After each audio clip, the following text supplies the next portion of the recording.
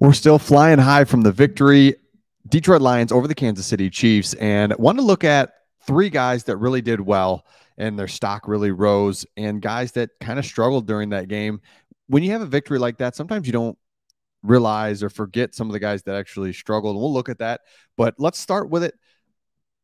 Really, the rookies stood out to me, but we'll get to that in just a second. Brian Branch, number one, stock up, 3 tackles, interception for the touchdown. The pick six obviously was a huge part of the game, but Brian Branch is a guy we heard about in camp, but the whole thing, right? We know he's going to be good. He's going to be good, but it's like, well, I'll see for myself when he's on the field. And he's a guy that looked the part. He never came off the field. Pick six, changed the game, victory. Brian Branch, of course, gets the nod there. Stock up, C.J. Gardner-Johnson, another one. And we'll get to the negatives here in just a second. But C.J. Gardner-Johnson, if you remember, it was 3rd and 20 there late in the game. They had like a 10-yard pass that he came in and broke up. So it would have been 4th and 10. Instead, it was 4th and 20. Then they go off sides. Now it's 4th and 25, and they still go for it, oddly enough. But those are the little plays. And that is in years, last year, that would have been, instead of C.J. Gardner-Johnson in that spot, would have been Savion Smith, right? And that's the difference. We have players. We have married now Dan Campbell, Aaron Glenn, culture, all that has now married with, we have players to back up the schemes and the aggressiveness and the different things that we want to do. We now have the players to do it. CJ is a perfect example of that. I love him at number 2 as stock up guy. Now I'll get down to some negatives, and I agree with Pride of Detroit on this. This article is from Pride of Detroit, by the way. It's Marvin Jones. He looked a little older. Not a little. He looked older. We had Marvin Jones here in Detroit in his prime, and then kind of at the end of his run, he leaves us, goes to Jacksonville for a year or two, and then comes back, and now he's 3 years older than when he was kind of getting out of his prime. So it definitely looked a touch slower. There was a pass towards the sideline on a big play. It was like end of the second half.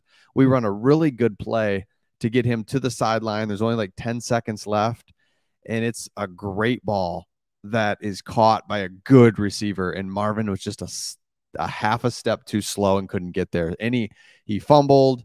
It was tough for him. And it really brings to a bigger point that the Lions are going to be challenged until JMO comes back, because you saw the Chiefs pressing us. We have no deep threat. We have nobody that's going to run past you. Now, Josh Reynolds shows some speed. He does that once every couple of games. We're like, hey, that was nice. Josh Reynolds got it, but nobody that's like back up. Like, this guy's going to blow right by us. So they were they were pressing us. The safeties were down. They were in the box. So that's something we're going to have to deal with, because Marvin Jones is an example of that. So Marvin Jones is one. Jonah Jackson, I'll skip. They said stock down on Jonah. I don't necessarily agree. I mean, if you dive into the tape, I'm sure you could find footwork, some things that he missed, and he did miss on a couple blocks, but it was nothing I thought not stock down, more neutral, if anything.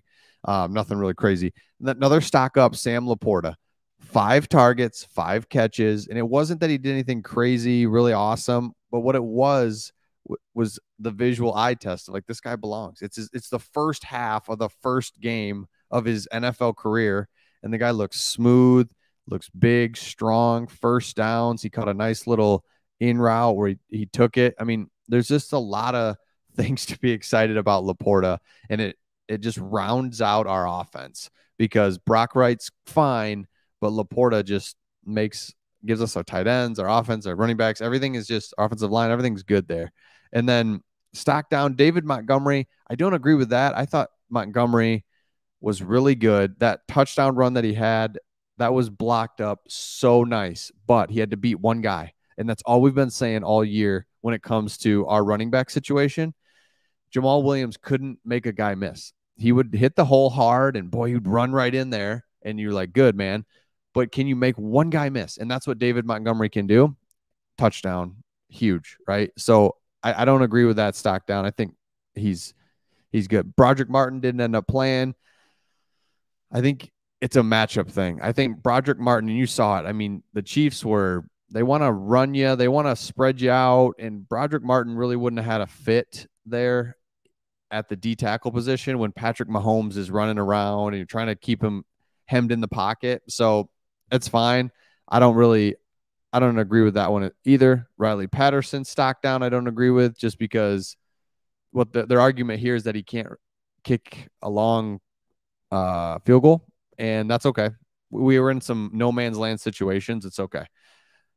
All right, stock up Aiden Hutchinson. And now this is the classic. This dude looks different out there. He looks bigger, stronger. He definitely went from a rookie to like, oh man, this guy's looks like a man out there now. And we all know about the left tackle, how he was doing, he was offsides, he was getting early jumps, he was lined up way back. And so for him to still just be putting pressure, that's the thing that we've talked about a million times on this channel.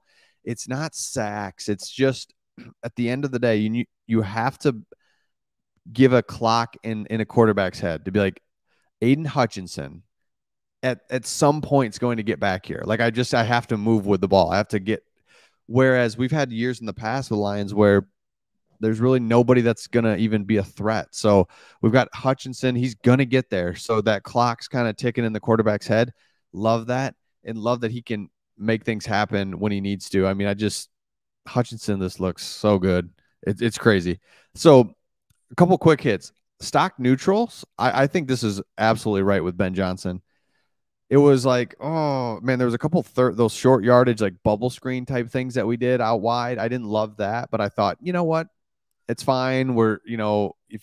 If it's executed, it should work. But there was just, it wasn't the high flying. I think we had to adjust to the fact that they were not going to let us have easy stuff. They were up in our face, forcing us to do stuff. And Ben Johnson had to adjust. He did. Love it. Same thing with Aaron Glenn. I think neutral as well. I would say stock up. Aaron Glenn shows how many times in the second and third quarter did we just give the ball to the Chiefs? Like, here you go. Punt, another punt, another punt. It's just like, oh my gosh. So Aaron Glenn, I think stock up there for sure. And then some quick hitter stock ups. Jahmyr Gibbs is a stock up just because he just looks the part. You're like, dude, his first NFL carry ever. He looks bigger, faster, stronger, more explosive than Swift in his first game. Just right there. So, and then lastly, I'll stay on this. Jared Goff. The guy is just a baller. That's what he's a baller, meaning I'm going to stand in here. I mean, he stood in with pressure on his face multiple times, made the throws. The guy is a baller. He's a quarterback that makes it happen. He's a winner. I don't know what else to say about Jared Goff other than I'm so glad that we have him. He fits the whole thing. The whole thing is underdog. Nobody believes in you. They want to get rid of you. Detroit, you're not good. Who cares? And it's like, no, he loves it, embraces it, loves the opportunity. So love it. Let me know your thoughts in the comments. The big ones for me, Jahmyr Gibbs and Jared Goff. I just think you can, and our rookies. I mean, our rookies, you can see it. All of our new guys, even CJ, Sam Laporte. I mean, just go around. If you're our new free agents and our rookies, we're a completely different team on defense. Absolutely love it. So let me know your thoughts in the comments, and we'll see all of you on the next one.